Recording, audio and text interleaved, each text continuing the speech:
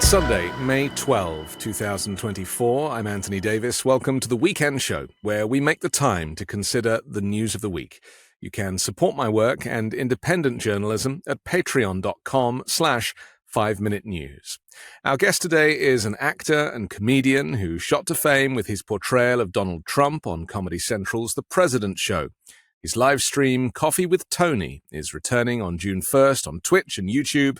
Anthony Atamanuik, welcome back to the Weekend Show. Hi. Hey, thank you for having me, Anthony. You might hear the train in the distance for a moment, but that's all right. So thanks for having me back. Well, your episode was very popular last time, so it would be remiss of me not to give people the opportunity to hear more of what you have to say, considering what's happened since in the last 6 months since we spoke. Yeah.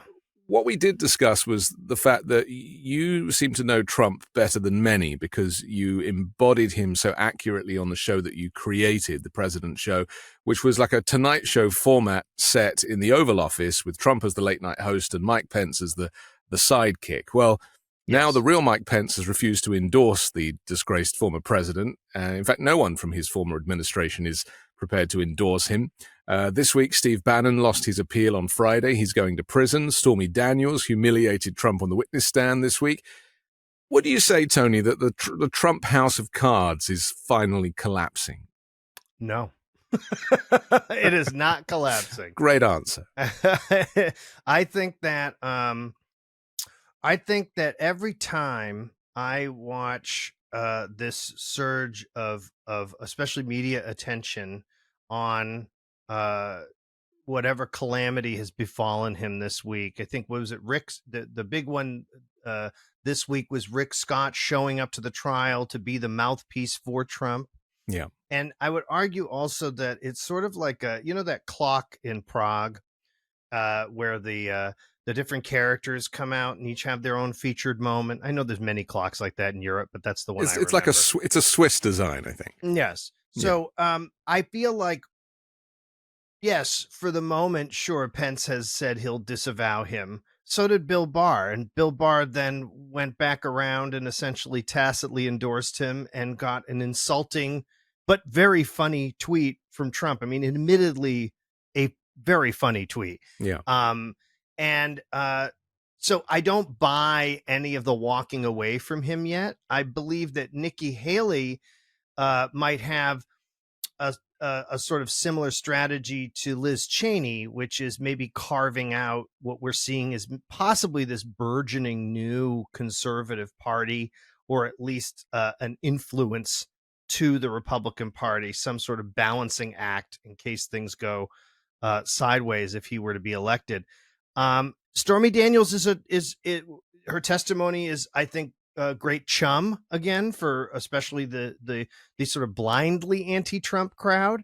But there's also problems with her. There were problems with her testimony. I mean, from a purely legal perspective, which I'm not a lawyer, but my cousin David is currently trying the Karen Reed case in Massachusetts. So I'm legal adjacent. She did have some inconsistencies in her story, and fair or not, in terms of, how we perceive that in the court of public opinion in a courtroom, I have a feeling that this is not some done deal yet. I don't think that the jury is necessarily ready to just take him out. And in addition, I think whatever the outcome of this case is, this is it. I don't think there'll be another court case that occurs before the election. And I actually am very concerned because I think I said this the last time, but the opposite lesson has been learned. So I just want to repeat it, which is that the media gave away billions of dollars in free airtime in 2020. The pandemic became this sort of punt on an election year. It didn't really have the vibrancy of a normal election year. And now we are in this almost zombie democracy, this zombie election cycle where we have no coverage of Trump, leaving Trump to become this imaginative, this sort of fictional character in our mind, leaving it to everyone who already feels the way they do about him to already have that conclusion. which means it's reminiscent of 2016. The margins are going to be tens of thousands in some of these states. And so my conclusion is it is the same as it's always been. It's the same thing. To me, it's always the same. I don't see where he has really lost. I don't think he's lost anything. And in fact, I think because of the last 7 months and the tribulations in the Middle East, I have a feeling that Biden's loss is his gain. Even though he is not maybe even gaining voters, Biden's inability to shore up a coalition and actually bleed votes is only helping Trump. And I'm very afraid we're in the exact same cycle as 2016. In many ways, I agree with that. I mean, what Trump's doing that is clever is refusing to give evidence at this trial. Yes. And so he can then come out after the trial. The trial, of course, is not televised. So then he can come out afterwards and rewrite the story of what just went on inside the courtroom. And then those bits get replayed on Newsmax and Fox and OAN and, then repeated by his surrogates. And that is despotism. I mean, that is him being an authoritarian, manipulating the media and consequently manipulating his supporters. And so from that perspective, it does seem that the mainstream media and commentary has completely missed the point. They're focusing in on the trial, but to people that, support Donald Trump, the trial is a kangaroo court and it's Biden's, Justice Department, and that the judge is compromised and all of this stuff. And maybe we should be making more of that and trying to expose the fact that, none of that is true. It all comes from the criminal mastermind of Trump himself. Yeah. He's a survivor. He is, not only is he a survivor, but I think what you just said was very important, which is, first off, like any criminal defendant, don't testify in your own trial. I mean, everybody knows that. Don't testify in your own trial. So he never was. But he's complaining that he's not being allowed to. That's what's clever. Of course, he's like, the gag order prevents me from testifying. The judge corrected that on the record, but the public didn't really get to know that. Well, it's like when you want to get out of dinner with somebody, but you say over and over again how distressed you are that you can't go. You've already canceled. You already said you're not available, but you go, I wish I could go. Right. He's doing the same thing. And I think the other thing that's very interesting is both of these trials, the one that he was found civilly liable in the sexual assault case, the one that he was found liable in his misrepresentation of his taxes. And now this one, which also has to do with a payoff. It also has to do with money. This is the problem with these being the three trials that are the focus. One, people don't really care about numbers trials. Two, the salaciousness of Stormy Daniels has been around for 7 years. So only the most die-hard are really focused on this. Also, this whole focus has aged up. You don't see people under 30 caring about any of this at all. They look at all of this and go, they're all the same to me. Yeah. It's all a corrupt system. And I would argue that there are people who go, what does it matter? Not only what does it matter if Trump gets in, right? But he's so chaotic, maybe in his chaos, he's like a roulette wheel, right? You don't know if I was talking with in a panel with economist Stephanie Kelton the other day, and she said something that I thought was just interesting and wishful thinking, and she said it as wishful thinking, which was, you don't know if Trump decides, hey, you know what? I want to be the big construction president in 2025. I want to be the big building president. And I've criticized all these other alternative energies, but I've decided that I'm going to do a huge green energy spending plan because it's going to provide all these jobs, right? You don't know if he will turn around and go, green, that's where it's at. It's all about the green now. Not just the money, but the environment, the earth. We got to save the earth because it's tied to immigration too. I think when people start to show him the numbers of folks that he, in his bigotry, do not want around the United States or quote unquote the Western world, you could see his bigotry motivate him to become a green president. Now, and I'm not saying that'll happen. I'm just speculating as an idea that that's part of, I think, the younger folks, my guess would be well, they're all pigs.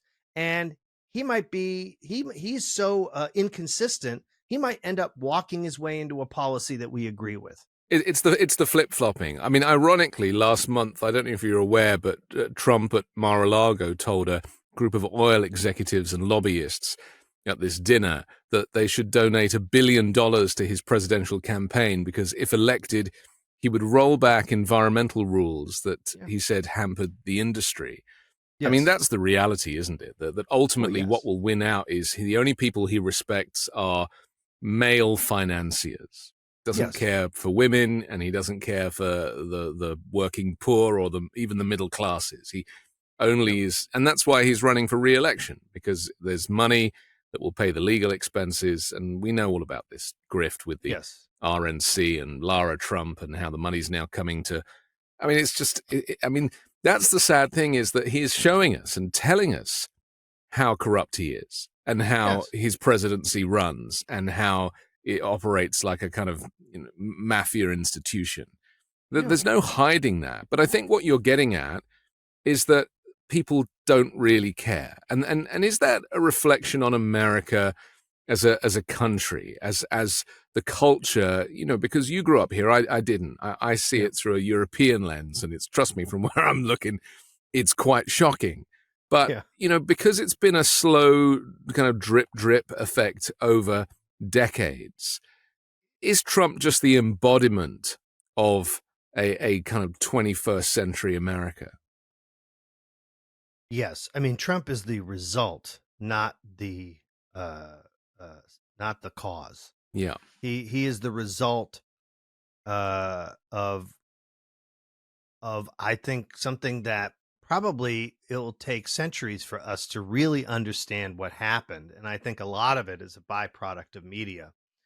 And I don't mean that like mainstream media or whatever. I mean the actual ability for us to see each other and to exploit a system of mass communication in a way that people could only exploit in revival tents in the 19th century. Yeah.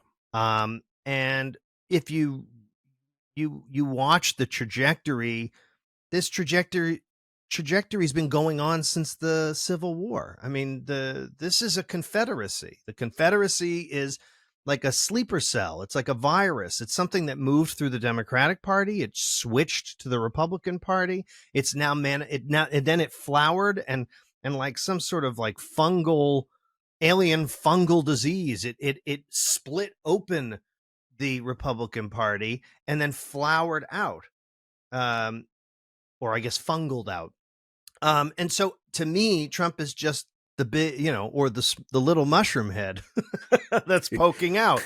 But I really do think that he is, yes, he is a result of a system that has celebrated wealth, mass, the sort of the idea of the male archetype. I think we're having this sort of, in the United States, but in the world. I mean, we're having this sort of reckoning with our history and a reckoning with the fact that all of us are benefiting from a lot of horrible things that happen so that we could be comfortable. And that's only a small percentage of the world. And it reminds me of in the 90s, we talked about metrosexuals, like men who had kind of dropped their machismo and masculinity, and they were starting to think more about how they presented themselves, and they were more thoughtful about feminism, women's rights, and just woke, maybe is the word that I'm looking for, right? But and I feel like that's the reckoning. Is America prepared to kind of put down its AR-15s and say, something, we actually see the bigger picture, or is America going to just strive for this nostalgic idea of men being men and women being subservient and homosexuality being kind of pushed back into the kind of into the annals of history? I mean, I fear that that's really what modern day MAGA republicanism is all about, and not to mention the racism aspect as well. Yeah, well, I not only do I believe that that's the case, I think that that's been the dog whistle case for many years, from the Willie Horton ads by George H.W. Bush to the criminal justice bill by Bill Clinton and the Democratic Congress. I mean, or Republican Congress. You've had decades, centuries. I mean, this reckoning is bigger than Trump and MAGA. This reckoning is a global experience now that I don't even think we understand the path through. And do I think the United States is ready to put down its AR-15s? No, I don't. I also look at Europe and look at the burgeoning, Hungary, Turkey, new elections in Netherlands. I can look all around Europe. I can look at your own prime minister and see the rightward trend, Yes. the gaining of seats in France of the Marine Le Pen party. But it's all based on lies, though, isn't it? I mean, that's really the differential, is that it's not, that there isn't the rise of the far right and fascism because it's a necessity.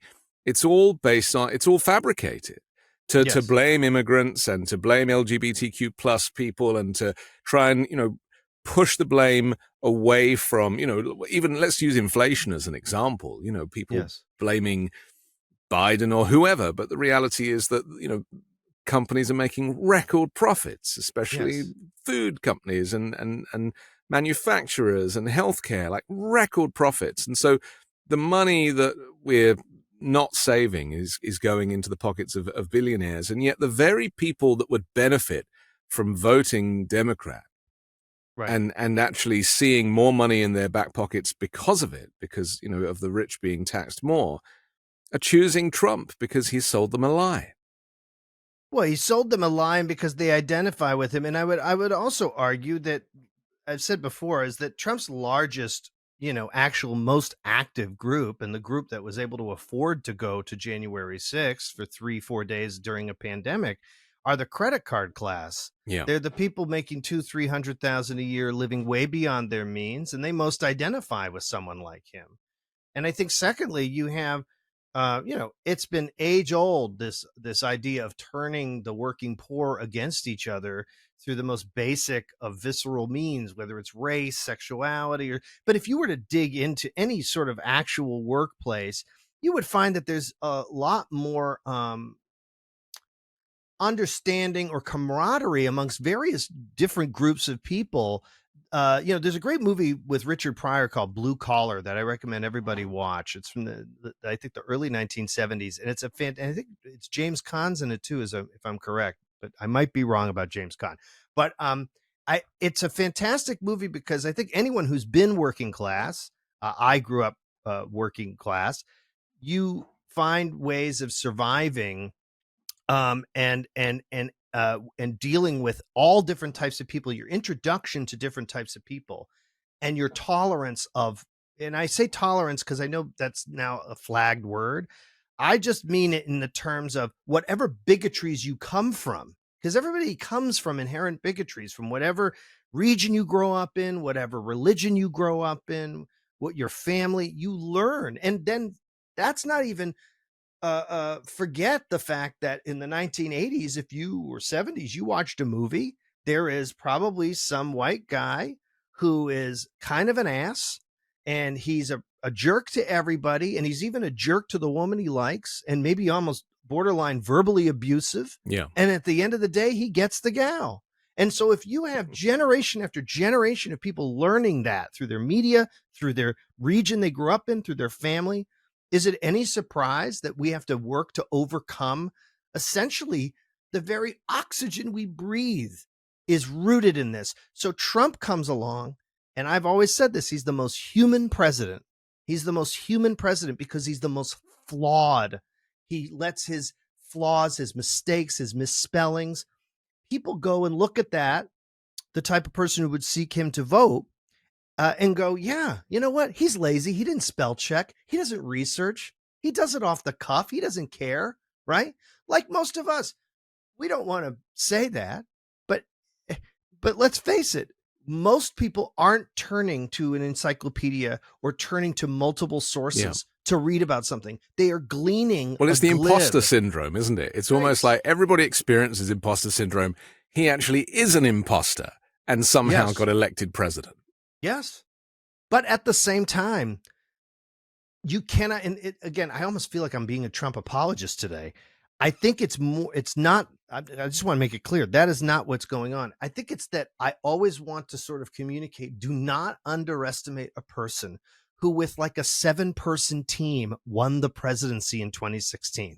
Yeah. And yes, the second part of this, that's the bigger part of this, is the FSB's, China's, and by the way, our own country's desire to use social media as a manipulation system to get people to not vote, to turn out to vote, to believe this is going on. I mean, you would think if you only watch social media that New York has become some sort of catastrophic wasteland from which you cannot ride the subway, you can't go anywhere. It's disaster wherever you look. Same with Los Angeles. They talk about it like it's a cesspit and the homelessness and you can't drive anywhere. And they talk about it in such it's negative ways. The same. They've never been. I've been going around. I've lived in New York 25 years. It's essentially the same. And if there's anything, yes, there are more unhoused people. And that should be something not to look at as some nuisance, but instead to wonder, why are we building 100-story buildings with $50 million duplex apartments when we have people who cannot afford to live anywhere? That's what I don't understand. And we can afford it. The thing is, we can afford it. Well, we can afford all of it. I mean, this is the thing. We can afford universal health care. We can afford to help the homeless find accommodation and build it for them. We can afford, free school meals and we can afford universities and all of it. Right. If we took a little money from the military budget, maybe, and just or printed more things. Money. Or I would more argue, money. learn about modern monetary theory, read about MMT, the whole idea that we are out of money or that we run deficits. It's all sort of a fiction we tell ourselves. We make the money. Yeah. We are the arbiter of the note. So sorry, my thing's getting focusy. It's your excitement focus. I'm machine. getting so excited. But what I do want to say is that my only hope right now is that Trump does seem worn out. And I have a theory, by the way, about this. Can I share this theory with you? I'm all ears. So in the 2020 election, right, there was the first debate where it turned out that Trump had COVID, right? Yeah. So I'm convinced that he knew he had COVID before. And who did he give it to? Didn't he give it to some, or he gave it to a whole bunch of people, didn't he? He gave it to a whole bunch of people, but I think I know who he wanted to give it to, which was Biden. Yeah. I think and I'm not kidding, I think he had, because I know him well, that he was like, well, maybe I'll give it to him. He's sick and weak, because he buys his own stuff. So he figures maybe I can knock Biden off. Maybe I can literally off him with COVID, right? And I believe that this set of trials, this sort of mass prosecution of Trump, is a reciprocal act of, let's see if we can essentially wear him into the grave with these trials. I really believe that. And if you look at him, he does look, and this is why it's funny he's not shown a lot. There's all this commentary about Biden, who, is granted a very old man. And also, we should be better than this. Like you talk about, like all the issues we're facing and the idea, the MAGA Republicans, which are bolstered by the mainstream Republicans, which are part of a radical Mormon movement that's out of Utah, that Roma Daniel is one of the heads of, that Mitt Romney is a soft supporter of, that we sort of ignore Romney because he's presented himself as so moderate. But we have some really dangerous people with pseudo-sociological, theological ideas that are way beyond Trump. Again, well, some of them are in the Trump Supreme Court, Tony. I mean, we've seen that. Well, I mean, you could look all around the world right now, and I'm still trying to figure out what the benefit of organized religion is, because everywhere I look is death, murder, justifying murder and death, justifying impoverishing people, justifying jailing people. I don't see the story I'm told about the this goodness. idea of the goodness and the pursuit of internal self and the extension of self to others in the benefit of others. I don't see that. So my point is that Trump, I'm worried about when he's gone. I'm worried about who's next and what's next in this group, because I don't see it turning back. I don't see it becoming We have to take a quick break, but I want to come back and talk about the other guy, which is Joe Biden, who we touched on, but is arguably doing great work as a president, but doesn't seem to be getting much coverage for it. We'll do that next here on the Weekend Show. Living a more heart-healthy life fuels everything you do. Introducing 3-in-1 blood pressure support plus COQ10 from Superbeats Heart Chews Advanced. Paired with a healthy lifestyle, the grapeseed extract in Superbeats is clinically shown to be nearly 2 times more effective at promoting normal blood pressure than a healthy lifestyle alone. New Superbeats Heart Chews Advanced supports healthy COQ10 levels, an important nutrient for heart health. They contain a powerful 3-in-1 formula for healthy blood pressure, featuring grapeseed extract, beetroot powder, COQ10. There's no pills to swallow, there's no ingredients to mix or prepare. They are plant-based with no artificial sweeteners or colors, and they taste great too. Find out how you can get a free 30-day supply on bundles of new Superbeats Heart Chews Advanced and save 15% for a limited time only by going to superbeatradio.com. Promo code WEEKEND. That's superbeets radio.com. Promo code WEEKEND. I've always found it difficult to find clothes that I like to wear, and when I find one thing that works, I just buy loads of them and just wear the same thing all the time. Well, men's closets were due for a radical reinvention, and Rhone stepped up to the challenge. Rhone's commuter collection is the most comfortable, breathable, and flexible set of products known to man. And here's why. Rhone helps you get ready for any occasion. The commuter collection offers the world's most comfortable pants, dress shirts, zips, and polos. You'll never have to worry about what to wear when you've got the Rhone commuter collection. The comfortable 4-way stretch fabric provides breathability and flexibility that leaves you free to enjoy what life throws your way, from your commute to work or your 18 holes of golf. It's time to feel confident without the hassle. With Rhone's wrinkle release technology, wrinkles disappear as you stretch and wear the products. It's that easy. And with Gold Fusion anti-odor technology, you'll be smelling fresh and clean all day long. And on top of that, Rhone is 100% machine washable, so you can ditch the dry cleaner altogether.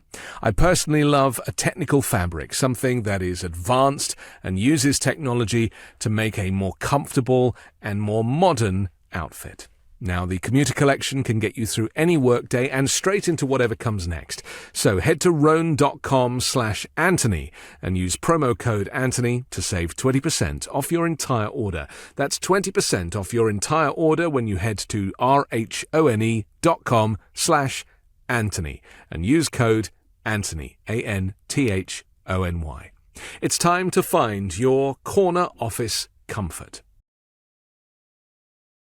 We're back on the Weekend Show with Anthony Atamanuik. I'm Anthony Davis. Joe Biden has actually really started, if he hasn't for the last 3 years, is really proving himself as being one of the great modern presidents. The Chips and Science Act, the infrastructure, the student debt cancellation, the insulin capping, to name just a few of the bills that he has successfully passed, including in a bipartisan fashion. And now he's even standing up to Benjamin Netanyahu, which obviously a lot of people have been keen for him to do.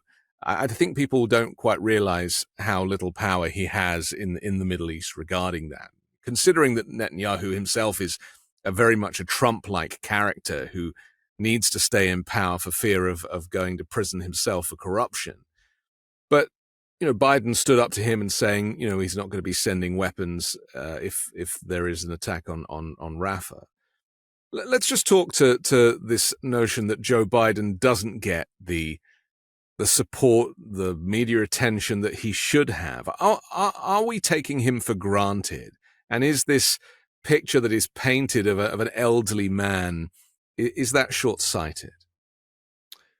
Let me start first with some of his other achievements, such as the reduction of bank fees from $35 to $8. I always speak to that one because I was someone who had overdraft fees in my youth, and they could cripple you. They could actually basically ruin your credit. And so I do think that in these small bits and pieces that he's done, he has a real grasp and a real understanding. Him and his team, I think, understand how these things benefit working people. And I think that there's something very noble about the selflessness of sort of putting these things forward. And I think part of his political brand and maybe part of his personal brand is a sort of humility, right? A sort of sense of hey, I'm just doing good or whatever, right? Yeah. Like with the airline fees this week as well, where he's, canceling the airline fees. And I should point out that Republicans have voted against that and all of the above policies. Yeah. Yes, they vote against it and they take credit for it. So in the domestic realm, I think he has been incredibly strong. And I think in terms of foreign policy, I think he's been moderately strong or well, I think he's been well balanced with Ukraine. I do beg to differ, though, in terms of Israel, because I do think that he had, I think that without getting into the mire, but just to say that I think that the key issue that people have is that U.S. weapons are being used in indiscriminate fashion. I know the argument by the IDF and the Israeli government is that they are very careful, but the problem with that argument is that if you cannot provide numbers, then you cannot say that you are accurate. You cannot make this claim and then go, but we don't have the numbers for it. We have the numbers of Hamas killed, and the fact that the Netanyahu and his criminal cabinet, they're all criminals, in my opinion. But Netanyahu wants nothing more than for Biden to be out. I don't, and I understand that. To me, this is like when you have a parent. My parents would be about Biden's age, and you have this sticking point with your parent where they just refuse. They learned this when they were younger, and they live by it today. And I want to say, as a Jew, it is not anti-Semitic to disagree with and not want to support a government, not a race. It's a government. Yeah. And when you're talking about religion, I could care less. That, and that's my own personal thing. Anthony can divorce himself from this. I'm saying for myself, I do not care about religious doctrine. And I think, if anything, as a Jew, I would be worried that the evangelical movement is so supportive. I mean, you have to remember the beginning of these, October 7th was awful, horrible. So has every single prior event that occurred before October 7th. Well, October 7th was a terrorist attack. It was a terrorist attack, and the response was an act of war. And I think that's really the miscommunication. And the evangelical Christians in America, they see Israel as a place where, because they think of it as the birthplace of Jesus, they want to end up there. Like that's ultimately where they think they belong. And who has to die for that to happen is us. Yeah. So I don't understand I would be very worried when evangelicals are in my corner rooting, because I'd be like, I know what the end game of this is. But secondly, I think that what you're seeing with Biden, and I'm glad that he finally stood up. And I would like to look at exactly what is and I understand why, in terms of the political global implications, because Israel can now say the U.S. has abandoned us and blah, blah, blah, blah. But again, I don't understand it. I don't understand how anyone, this is my problem with the argument here. I'm horrified. I would be mortified if someone got held hostage, taken hostage, murdered, whatever events occurred that, by the way, only the few reporters who are even allowed in, for those who aren't murdered, have been reporting. And so we don't have accurate information about that event, nor do we have accurate information about the war. So that's one big problem. And I think it's a problem that the Biden administration let go. It let it run away with it. And I think the secondary problem is that he needed to figure out a better way to establish U.S. autonomy, as Ronald Reagan did, as other presidents have. Because there's another great movie called The Pope of Greenwich Village. Israel is Eric Roberts in this movie. Okay, so watch The Pope of Greenwich Village. The problem is that when you have a supposed greatest ally in the world, my question is if the greatest ally in the world, which I don't understand governmentally, I don't understand it economically, I don't understand why or how that claim is made and salvaged over and over again, when we have been in multiple conflicts because of bad intelligence, because of a desire to go in and take land, to move people out of land for religious reasons. But this is not just what countries do. I mean, 9/11, 2,800 people died. The response from America was 400,000 Afghanis dead. Right. So, huge mistake. Huge mistake. And I think what people fail to realize in this particular chapter, and I think a lot will change in the Middle East politically between, now and the election in November. And I think maybe that's why Biden knows that, he can't do too much at this stage because the story is changing every day, is that America is not the powerhouse that it was before Donald Trump. Donald Trump destabilized the Middle East by nature of his presidency. And also America lost respect around the world. Yes. And so people are expecting Joe Biden to go in and sort out the Middle East and deal with it. But America does not have that kind of strength and collateral anymore, because there was 4 years of Donald Trump where the world basically was like, okay, I'm done. I mean, look at what NATO's doing. The NATO countries are doing now. They're having to completely restructure their military because they fear that a Donald Trump presidency would pull the US out of NATO. And so this is, again, it's Trumpism. What we're seeing at the moment in Israel and America's failure to really stand up to it is the effect of Trumpism, as I see it. Netanyahu is there because of Trumpism. I fully agree with that. Bibi, right? Yes. Bibi. I mean, this is it. Bibi would not be there. I agree. Bibi would have been ousted or gone if Trump hadn't been there to back him up. But I just want to clarify, the one thing I will say is that when it's in regard to the Middle East and to this issue, yes, is there a certain segment of folks who are not going to vote for Biden? Let's say leftists who are not going to vote for Biden because nothing he would do would be enough. I agree with that. But are there many people who, including my own family, who look like the people who are from the same genetic Semitic background as the people who are indigenous, as well as Jews are indigenous to that land, but they're all indigenous to that land? In Michigan and in Wisconsin and in Minnesota, who look like them, who then look and see a president who is not speaking to it. And that is squarely was on Biden and not on Trump. Yeah. So you're saying it's the silence that is actually as important as the action. Biden owed those people more because they put him in office in Michigan. So let's talk about the effect of a protest vote, because I think what people forget is that Donald Trump, as we've described, his bromance with Bibi, because they see each other as equals because they're both criminals, right? Both criminal lunatics, right? Yeah. So a vote for Trump is only going to be a vote in support of the decimation of Palestinians, right? Yes. Trump wants every Palestinian removed from the face of the planet, in line with Benjamin Netanyahu. Yeah, no interest in a two-state solution. Nothing, right? Yeah. And yet, this is what I wanted to say about how Biden is dealt a bad hand. Yes. And yet, people think that they are protesting, okay, I'm going to vote Trump instead of Biden because, I don't believe in this war.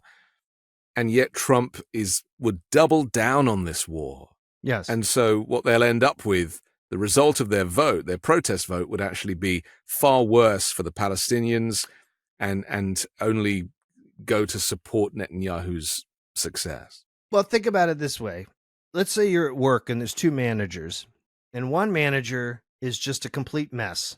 And just, they're not going to do anything. They'll probably make the shift worse, right? Whatever, right? But you have this other manager who you've always believed is at least reachable. They're willing to work with your schedule. They're willing to understand changing tip outs or how to restock the bar or whatever. But the owner has said, this is the policy, right? Are you gonna protest to the manager who is in line with the owner, doesn't care, blah blah blah blah, right? Or are you going to give your protestations to the manager you think might listen? So I think that the confusion here is that you can't sum it up, I think, as neatly as, well, they're just going to vote for Trump or no vote or vote for RFK, which we're excluding all these other, sort of other ways, right? That somehow, because they're protesting, that means that they don't understand that they're going to make it worse. For sure.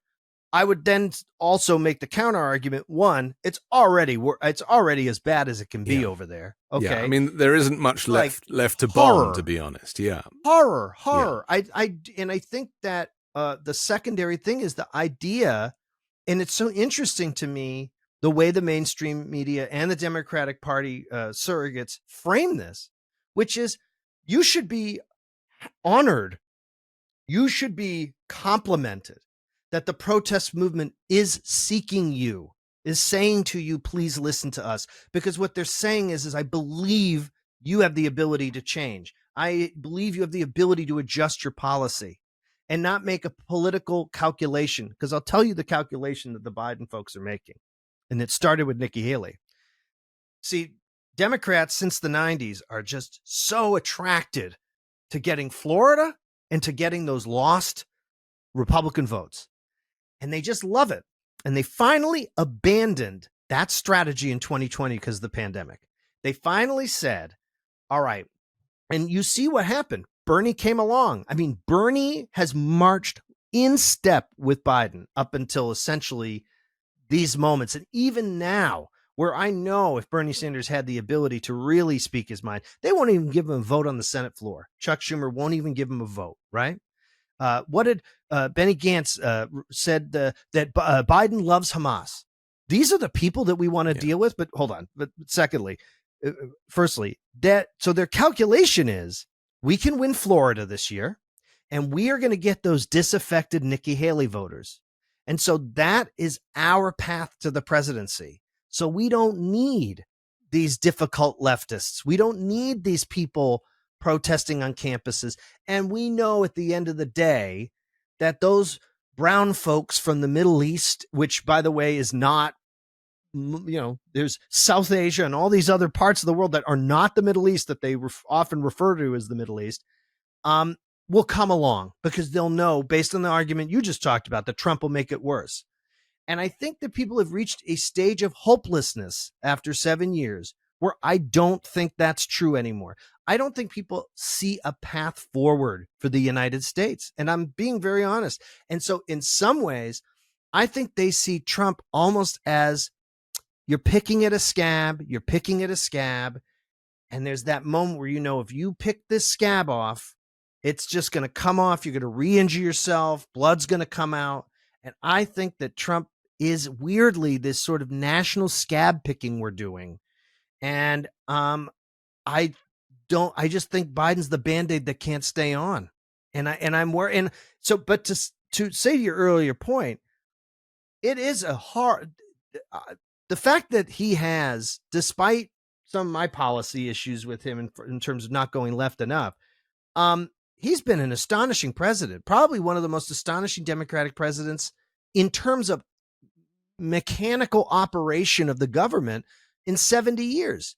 And he is not getting the credit for it because of the times we live in and because of the ecosystem we live in. If you watch CNN, MSNBC, Fox during the day, you're going to see what? Stormy Daniels coverage. You're going to see hours and hours of them literally showing the transcript of the right in the corner as they discuss it, while the global temperature has already hit 1.5 Celsius. Yeah. We have reefs dying. We have a massive extermination, genocide happening in the world. You have starvation. You have a what we call an immigration crisis, but is a climate crisis. The immigration crisis is a climate crisis.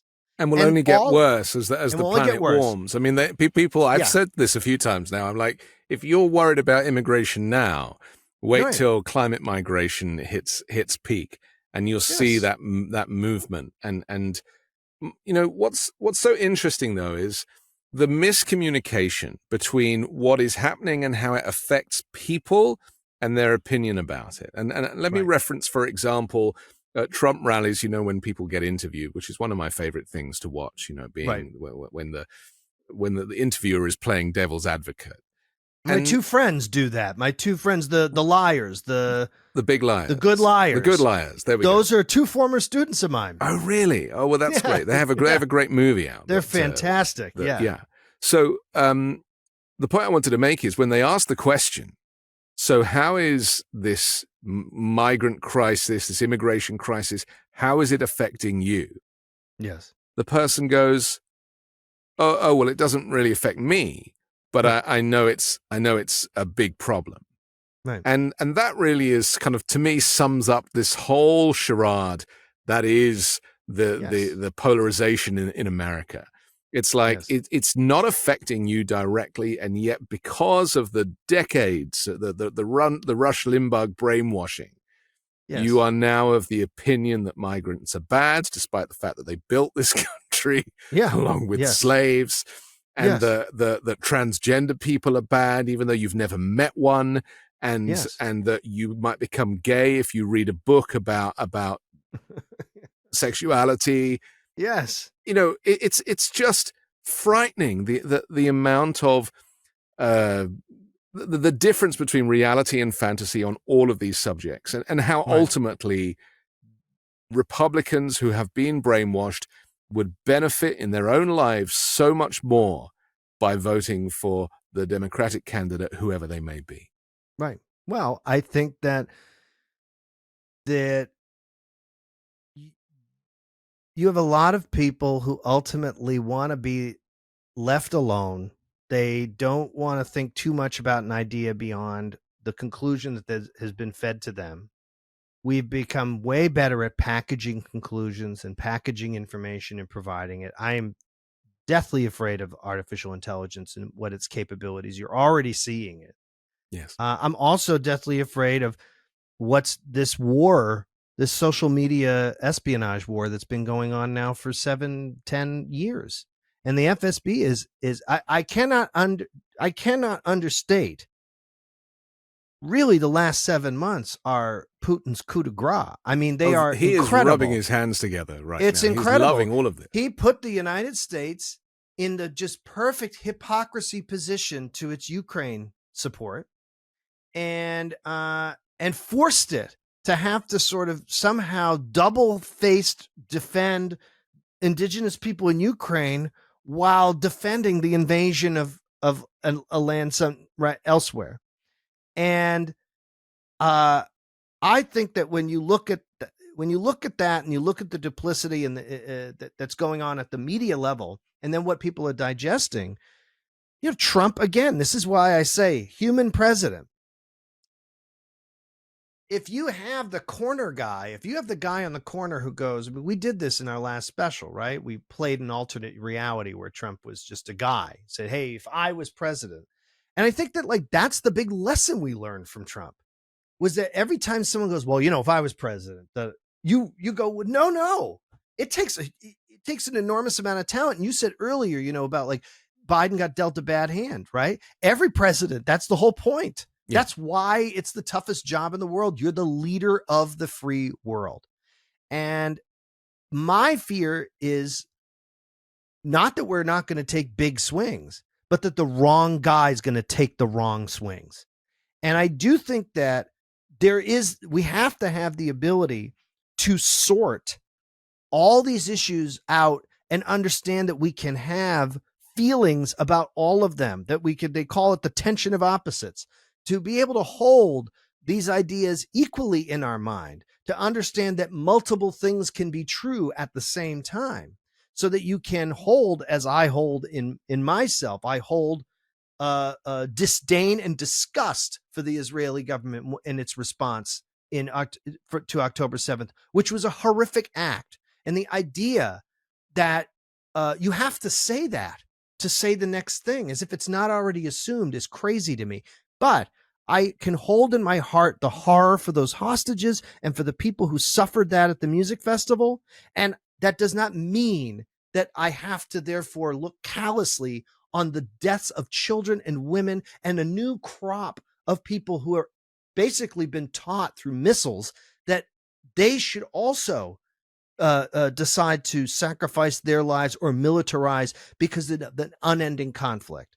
But that's what's changed over time, though, isn't it? Because your ability, and hopefully all of our ability, to see that a genocide is wrong no matter who the perpetrator, yes, is really a new awareness. Because traditionally, because America was fundamental in the creation of the Jewish state of Israel, yes, there is a natural allegiance of all Americans to support Israel and the administration to support Israel. And it's only now that people are better read and more thoughtful and have a greater sense of understanding of humanity, and that politics is not all it seems, is that people can appreciate and understand that we need to think about everybody involved, as we are now thinking about the Afghanis and the Iraqis who were decimated during those wars. Whereas at the time, a lot of Americans were like, yeah, let's go get the brown people because of 9/11, despite the fact that Osama bin Laden was holed up in a luxury accommodation in Pakistan. Yes. So this is what you're saying. Two things can both be right. And we need to operate in the gray as opposed to the black or the white. Yes. But the caveat to this is that this week, Donald Trump has made several announcements that if you are Jewish and you are voting for Biden, you should be ashamed of yourself. And I'm quoting him. Of course. And he is pushing this narrative that Biden hates the Jews. Yeah. A man who has Mein Kampf next to his bedroom table. A man whose father was a member of the Klan. A man who has often quoted Hitler's speeches. That Donald Trump. The Donald Trump who makes Jew jokes in private. Who, to a Jewish reporter that I know, used to go, oh, the room just got that much smarter and watch your wallets. That guy. You mean the man who said that in Charlottesville, there were great people on both sides. And this is just wanted to step to that thing you're saying, which is that the gross issue of anti-Semitism in the United States, which is a huge issue, it was so unfortunate that Israel has linked them, because our anti-Semitic issues are not the same as what's going on over there. It doesn't mean that they're not issues of anti-Semitism over there. It just simply means that our particular issues in the United States are very unique to us. They were occurring before October 7th, and the progenitor was Trump and the MAGA forces. They were the progenitors of it. His cynical manipulation of this is grotesque. And it is shameful to all the folks who suffered in the Holocaust, in the one in Germany, in the one that happened in our country 600 years ago, to the Holocaust that happened in slavery, to the Holocaust that happened in Armenia. There are multiple examples of horrific death. You know, you just look at the Bengalis and the Pakistanis. Look at the Indians and the Pakistanis in Kashmir. You can look all around this world in China and look at how we wholesale murder people. It's not unique or new. And this man with the Project 2025, who he's going to allow, will essentially take apart a country that has already come apart at the wheels. And my fear with Biden, as great as he is on the small stuff, We need a big swing president. We need someone who is going to use the power of the executive. I've always said a bee sting president, a person who is willing to do the 4 years, to suffer the impeachment that would come from basically completely restructuring and saving this government from itself. And we need someone to do that. We need someone to add 5 justices to the Supreme Court. We need someone to put forward a new constitutional convention, as frightening as that is. And maybe also make the proposal that the United States has to regionalize in some fashion, because maybe we're too big to function as we are. We're certainly not united anymore. And I think that really is, I see it as 50 different countries. And I think that, that maybe that is what is next. Listen, we have to take another quick break, but I want to come back and talk about that Time article about Donald Trump that was based on 2 interviews where he talks about an imperial presidency. That's next. Not surprising. On The Weekend Show. What if there was a simple way to reduce your carbon footprint by up to 127%? When food waste goes to landfill, it breaks down into methane, a greenhouse gas 80 times stronger than carbon dioxide. Instead, turn your food waste into nutrient-rich plant food with Lomi. Landfill space is filling up fast. 35 million tons of food waste goes into landfill each year, but Lomi provides a solution to this climate catastrophe. Sometimes adding sustainable practices into our routines can be hard. Well, Lomi is a simple climate solution, turning your organic waste into nutrient-rich loamy earth to help feed our soil. Instead of dealing with stinky, gross, buggy compost bins, you can simply transform your waste at the push of a button. Lomi transforms your home into a climate solution, lowering your carbon footprint and helping keep the planet a little greener and your home a little cleaner. I learned that food waste makes up a huge portion of our personal footprint. By reducing the amount of food I send to landfill, I'm helping do my part for the planet. Don't miss out on your chance to get the best gift for yourself and Mother Earth. Order your Lomi today. Head to lomi.com/weekend and use the promo code WEEKEND to get $50 off your Lomi. That's $50 off when you head to lomi.com/weekend and use promo code WEEKEND at checkout. Thank you, Lomi, for sponsoring this episode. 10 seconds on the clock. How many things can you name that are always growing? Your relationships, your skills, your customer base? How about businesses on Shopify? When we started podcasting, an online store was the furthest thing from our minds. Now we're selling t-shirts and Midas Touch merch, and it's so easy, all because we use Shopify. Shopify is the global commerce platform that helps you sell at every stage of your business, from the launch of your online shop stage to the first real-life store stage, all the way to the "did we just hit 1 million orders" stage. Shopify's there to help you grow. Whether you're delivering daily digests or serving sensational scoops, Shopify will help you sell everywhere. From their all-in-one e-commerce platform to their in-person point-of-sale system, wherever and whatever you're selling, Shopify's got you covered. Shopify helps you turn browsers into buyers with the internet's best converting checkout, up to 36% better compared to other leading commerce platforms. And sell more with less effort thanks to Shopify Magic, your AI-powered all-star. Shopify powers 10% of all e-commerce in the US. And Shopify is the global force behind Allbirds and Rothney's and Brooklinen and millions of other entrepreneurs of every size across 175 countries. Plus, Shopify's extensive help resources are there to support your success at every step of the way, because businesses that grow, grow with Shopify. Sign up for a $1 per month trial period at shopify.com/weekend. Go to shopify.com/weekend now to grow your business no matter what stage you're in. That's shopify.com/weekend. We're back on The Weekend Show with Anthony Atamanuik. I want to talk about this Donald Trump interview. He doesn't really talk to anybody other than the far-right networks. So I think the reason this was interesting was because it was based on 2 interviews with Trump and conversations with more than a dozen of his closest advisors and confidants. And what it exposed were the outlines of an imperial presidency that would reshape America and its role in the world. And even on Friday, Donald Trump said he would roll back transgender student protections enacted last month by the Biden administration on day one. Right. And on day one has become a bit of a talking point regarding I'll be a dictator on day one only, is what he said, I think. I mean, right? Did you not think of him as a dictator for 4 years last time? Because I certainly did. I mean, when you gas your own citizens and disappear people off the streets, I mean, is that not a dictatorship? I mean, correct me if I'm wrong. Well, I think that it has dictatorial leanings. I mean, in terms of the definition of a dictatorship, in pure like reality, we still had our checks and balances. And I know there are people, because I can hear it in my mind, like Obi-Wan Kenobi, people who would say, well, yes, that argument was salient until Columbia and UCLA last few weeks.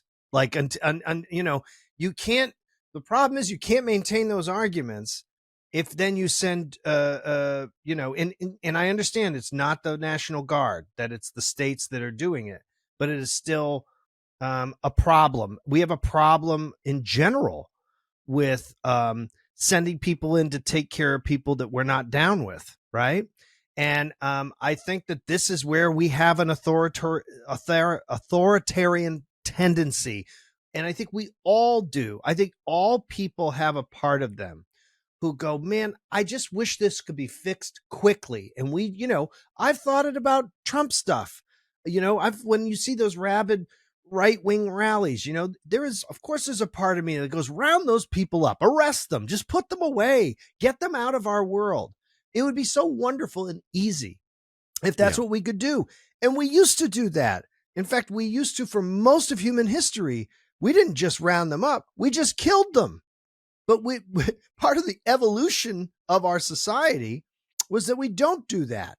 That what we do is we instead, as we know from the Fatah party that becomes the PLO, that becomes essentially a governing body, to our own, I think, mistaken moves by Johnson to essentially fold the Confederacy back into the Union. We have a number of stories in history of where we learned that what we had to do was figure out how to resolve our issues peacefully and without force and violence. And my concern is that they are in love with violence.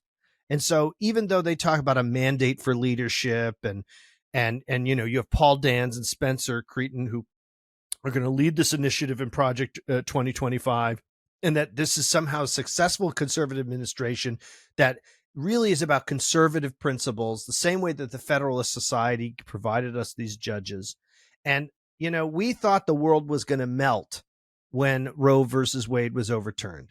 And I say this understanding that I'm a man.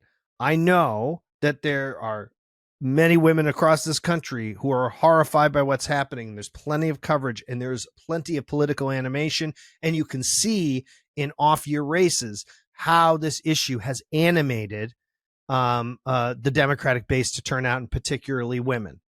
But at the same time, we rolled back a fundamental right for fellow human beings. Forget women, men. We took a segment of human beings and said, you actually have less rights today than you did yesterday.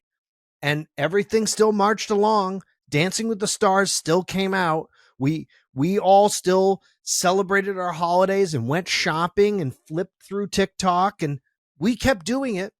So what's the lesson that's learned from that? The lesson's learned that society will tolerate a lot of weight. That board will tolerate a lot of weight before it snaps. And that's what Trump's interview is about. It's about him saying, I'm just going to put some more weight in that board. And I think everybody is going to essentially roll over and just accept it, as long as it doesn't fundamentally change our lives. I think the story of a dictatorship, as we see it, is very rooted in our World War II media, right? So we think of it as jackbooted, in Hugo Boss, marching down, the main avenue in Berlin. And so if it's not that, right, then it's not it's really not anything. And I Well, think it's they almost know the reality TV show star who then pretended to be the president for 4 years. Mm-hmm. He's only going to pretend to be the president again and pretend to be a dictator again, that nothing is real. Yes. And this is my fear, is that difference between what is real and how real people are affected by this. Because if you're a white, wealthy Christian male, then you're probably celebrating all of these policies that are being announced. And you're like, yeah, we should round up 11 million immigrants and ship them off to another country. I mean, they're doing that in England at the moment. They're sending people to Rwanda. I mean, it doesn't make any sense, but there is something about capturing the imagination of racists that really plays very well. And is all this going back to race ultimately? Because, I want to quote Trump, because he has been talking about this kind of anti-white thing. Mm-hmm. He says he intends to pursue policies that would address what he says is a definite anti-white feeling in America. He said, if you look at the Biden administration, they're sort of against anybody depending on certain views. This is in Time magazine, when asked about his supporters who believe anti-white racism now represents a greater problem than anti-black racism. He said they're against Catholics, they're against a lot of different people. I think there is a definite anti-white feeling that can't be allowed either. I mean, so much of these disagreements boil down to racism. Well, they boil down to tribalism and racism, and because one of the problems is as you saw with the QAnon pledge when that went around. Remember, and Flynn did the video, and then you had all these follow-up videos on TikTok, and you had a diverse group of people. You had young black kids, young Latino kids, old Asian guy. You had all kinds of people doing that QAnon pledge, and you would argue that QAnon is sort of ultimately just a twig, a branch off of the same sort of white supremacist conspiracy machine that's been churning for decades. So I think the problem is that superiority has decoupled from racial superiority in some ways. And in other ways, it's maintained itself. So it's not to say, oh, well, now there's no racism anymore. But it's to say that I think people see superiority as a brand. I think it's why you hear so much about Western chauvinism and saving the West, right?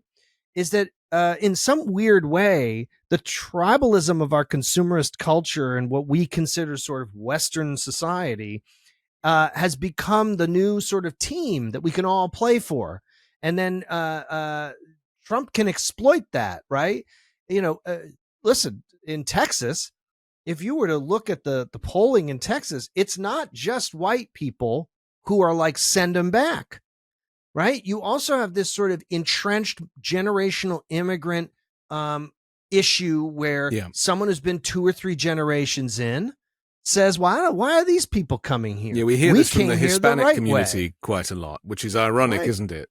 Well, you hear from Italians and Irish and right?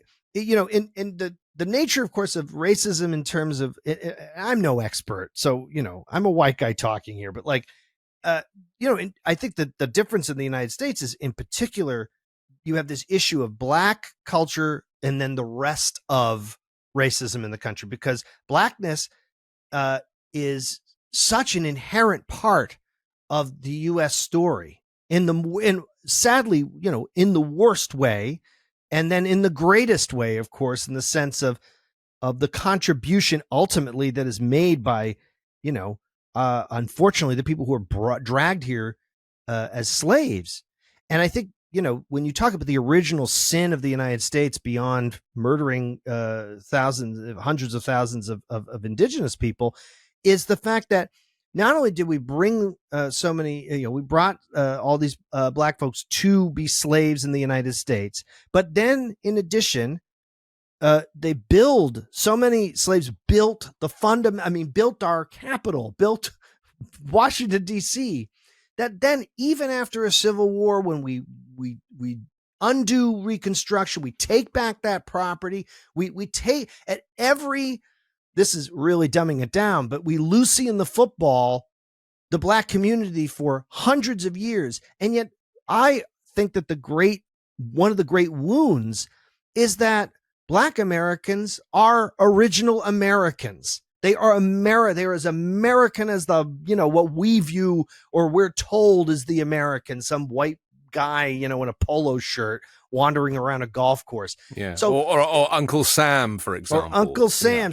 Yeah. So the issue here is it's so deep and complex, right? Because then it has to do with sort of the ownership of the country you're in and the idea of who's outside versus who's right. And we could see this tribal. I could see it in New York. If I meet some transplant who moved here from Ohio 2 months ago, I go, well, you're not a New York. I mean, you're not. You just barely lived here. You're paying $4,000 a month. We all have it. We all have this. In London, we do it north and south of the River Thames as well. Yes, if you're south of the Thames, completely different country.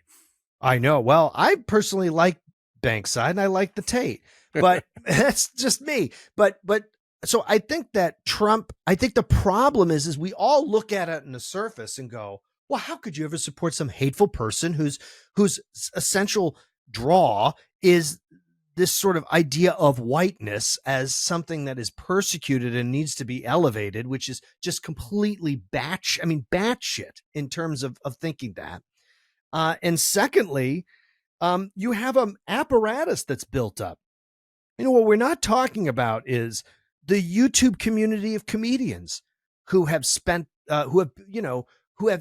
become hucksters, just like Alex Jones, these sort of junior Alex Joneses, hawking supplements or some cookware or some BS. And they're also talking about wokeness, or Matt Rife, who, my favorite is even that roast of Tom Brady. The idea that there's not even a joke as a comedian.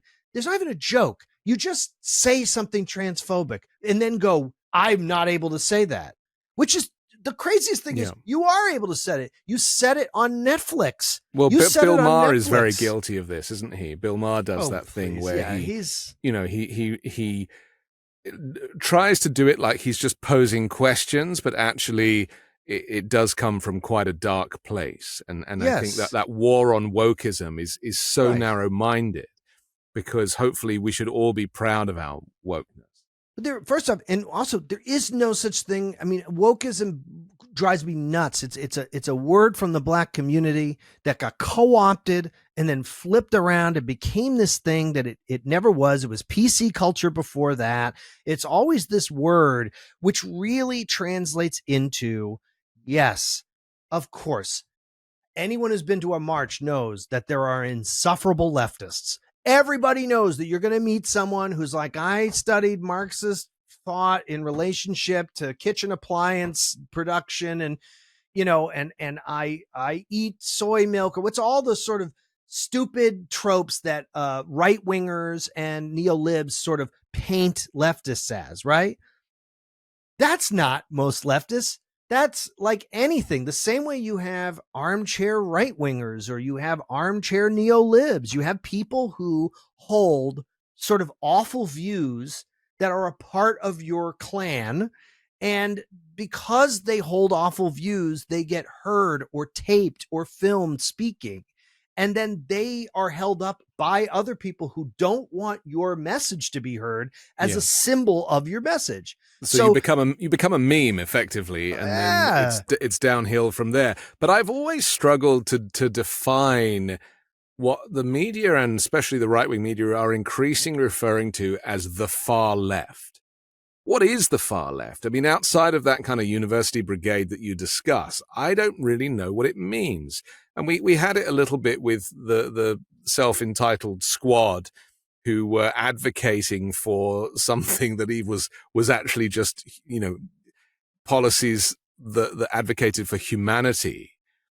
And climate change, again, which isn't even really spoken about in the US. It's like our short-term problems with the rise of fascism are so much more acute that we've had to put climate change on the back burner, despite a warning from the climatologists only this week saying that, we're heading to 2.5 degrees of warming. Forget 1.5. I mean, it is catastrophic. And Yeah. yet the temperature, or maybe the lack of critical thinking, or the economics of living in America mean that people simply cannot make space for it in their minds. It's the human condition. I mean, I'm not surprised by it at all. I mean, look at us on a day-to-day basis. Look at any of us. The things we forget, the things we hold in our mind that we want to do, our long-term goals that slip by, the small achievements we have that we make big because we actually followed through on something we had intended to do for weeks. Look at your own human condition. Just look at your own existence, an honest, actual accounting of your existence. And you look at yourself as an inconsistent hypocrite who has lofty goals, who achieves some of them and doesn't. And everyone lives on that spectrum. You know, even the most successful person, right? I mean, Yes. We can look at successful people like Bill Gates, whose wife left him. He had an affair. Who knows what he was doing on that Epstein plane, because she seemed to be upset about it, his ex-wife, just as an example, right? So there is no one is untouched by the human condition. Now take the entirety of the human condition, okay, and try to make sense of us achieving anything. And it is astonishing that we do. It's astonishing we even have an organized society, because our whims and our desires are not that. So just to say, so that then when you look at our this argument about woke white rights or what they're taking away from us, that's the same as what happens when you haven't written your script. So you spend a day daydreaming about all the people who wronged you, all the people who should have hired you, as I do on a daily basis. So the point is that we want to believe it's some sort of greater thing, but I really think it's a collective, global version of the same stuff that goes on inside of us. And so when people offer easy answers to complex grievances, right, we want to take them. So when someone says, hey, we have Project 2025, for instance, people go, well, that sounds good. That sounds like a plan. That sounds like there's a plan. And you think also, I think a lot of people believe this. I think people think, and this comes from actually the evangelical movement transforming during the unionizing in the 1920s. They transformed their message to reach industrialists by saying, listen, we can help you union bust, and we can forgive you even killing, beating people to death in these union lines. You just have to accept Christ. And the new American Christ, you don't even need to read the Bible. You don't need to know anything about it. You need to just say that you're down with it, right? And so I think that story has continued all the way to now. So when you hear these things about this sort of new Christian nation, this new idea, because it's all linked together, right? Christian, white, the whole thing's sort of linked. Most people who would look at this and maybe be even attracted to it or sort of, give it a glance, they've already told themselves that they're moral, good people. They don't need to, they go, well, I'm not going to be bothered by that. Only sinners are going to be bothered by that. Yeah. Right. And so I think that we have a tendency to always go, well, as long as it's not at my door, right, then I'm not that worried about it. And so religion is used as an excuse and that is a perfect analogy for what's happening in the Middle East right now. And I suppose that we for those of us who don't have a religion, I've never subscribed to any sort of faith-based system. Yeah.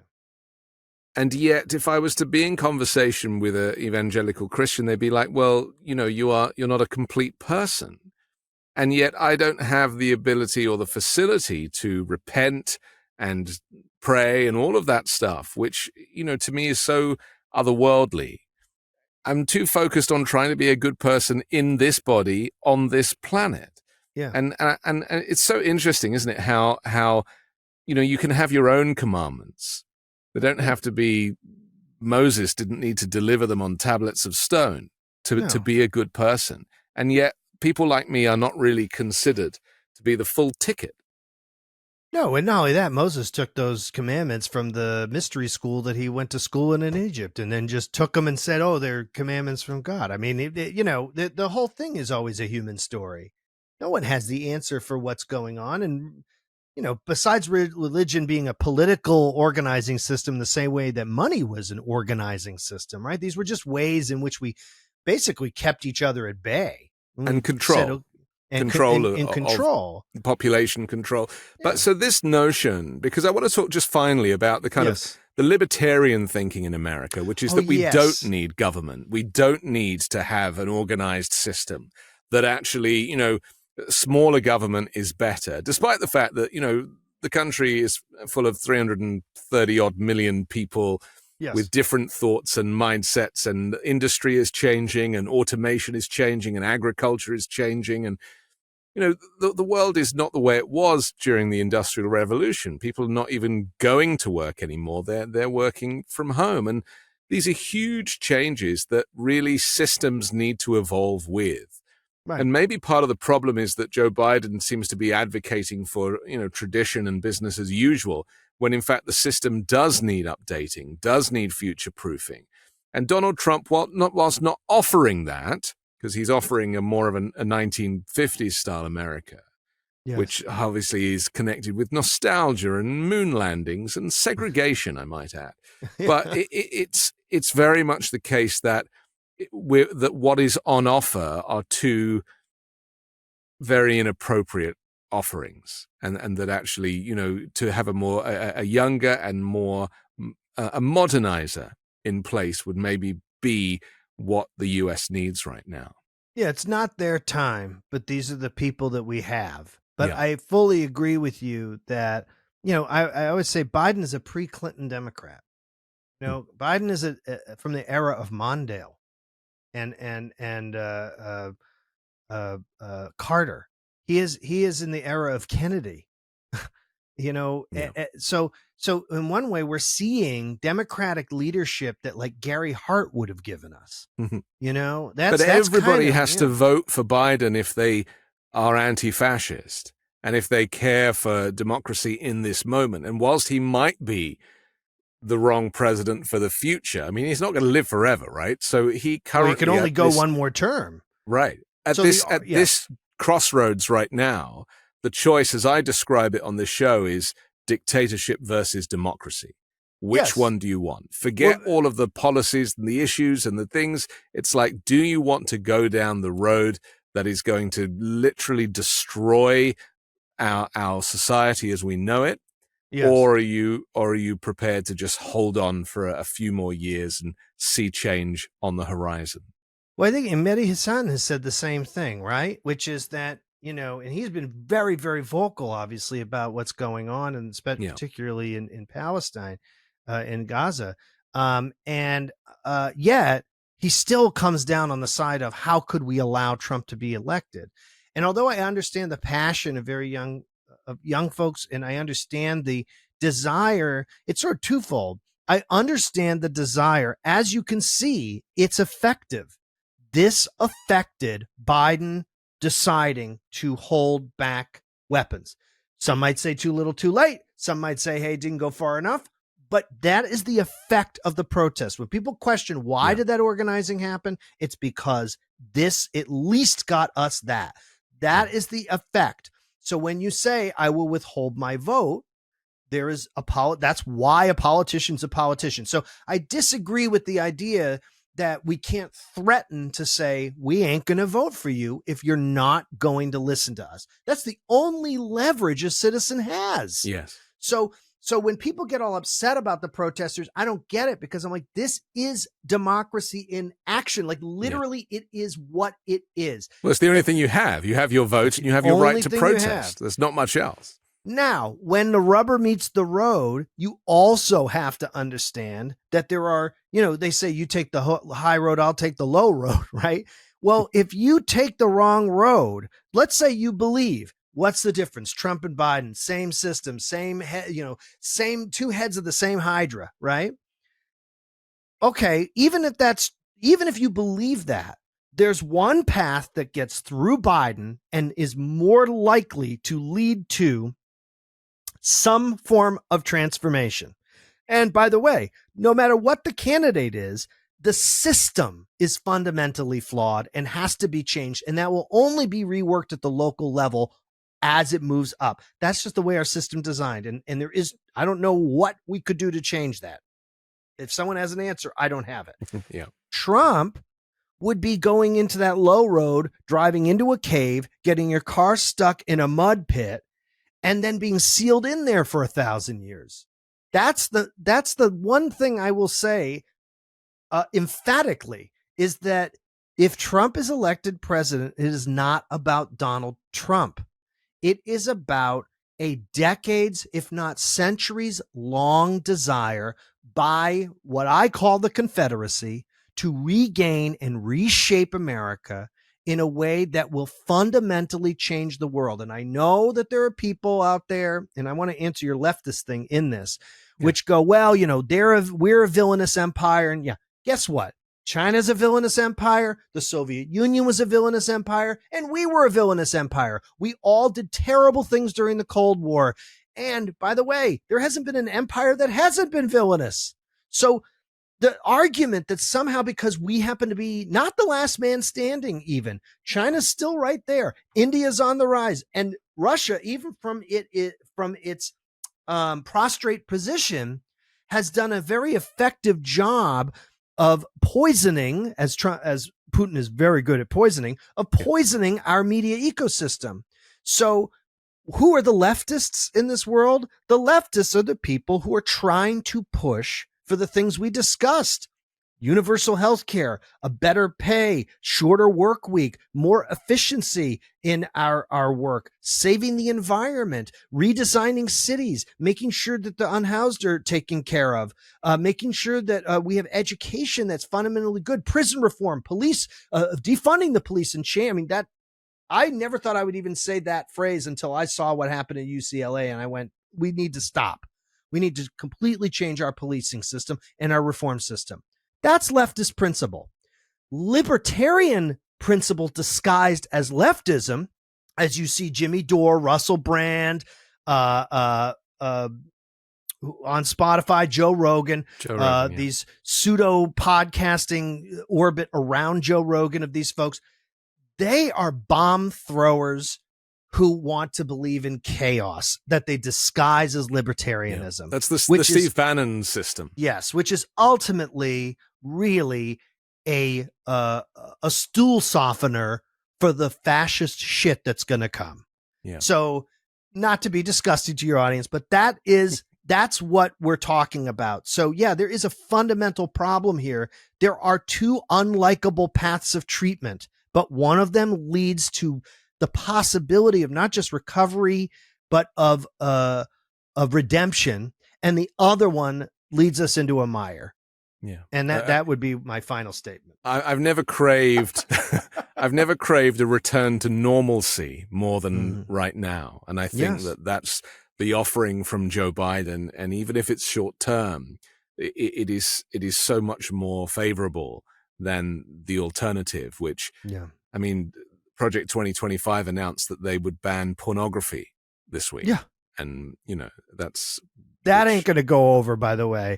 Joe Biden has one thing and one thing only to do besides touting his domestic achievements, is he must stand up to and he must articulate the suffering of people in Gaza and moreover, the suffering in that region, while encouraging the Saudi deal with Israel so that it creates an Arab coalition to potentially come in and work to develop a Palestinian state. And he needs to stay not only tough with Israel, but teach Israel a lesson about who's the best, who's the friend who's in charge, if we want to be frank about it. Right. So in the post-Trump era, to reassert America's authority in the world. Yeah. One would be ending the settlements, end the settlements in the West Bank, end the occupation of Gaza, stop the genocide. Pretty simple. And it's not anti-Semitic to say that. And anyone who says it is a charlatan right-winger. Okay.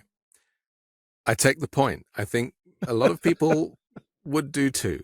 Anthony Atamanuik, thank you for joining the Thank Weekend you very Show. much. Thank you, Anthony.